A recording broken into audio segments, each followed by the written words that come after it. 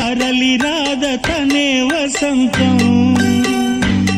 తన దరికి రాని వనాల కోసం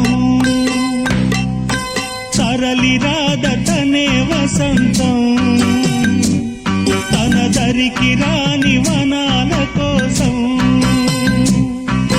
గగనాల దాకా అలసాగకుంటే మేఘాల రాగం ఇలా చేరుకోదా తరలి రాద తనే వసంతం తన దరికి రాని వనాల కోసం